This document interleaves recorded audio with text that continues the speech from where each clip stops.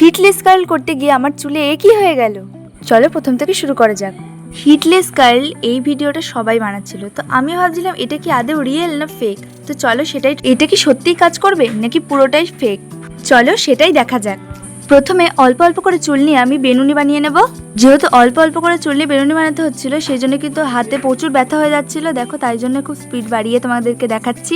ভিডিওতে দেখে যতটা সহজ লাগছে, সত্যি কিন্তু অতটা সহজ না। তারপর আমি রাবার ব্যান্ড নিয়ে চুলটাকে বেঁধে দেবো। সেম ভাবে আমি আমার সব চুলগুলো এইভাবেই বেনুনি করে নেব। বেনুনি করতে গিয়ে আমার হাত প্রচুর ব্যথা করছিল। তারপর কি হয় দেখার আগে তাড়াতাড়ি একটা লাইক করে দাও। দেখতেই পাচ্ছ তোমরা, চুলটা কিন্তু হালকা হালকা কার্ল হয়ে গেছে। এন্ড পুরো চুলটা খোলার পর তো আমি পুরো অবাক।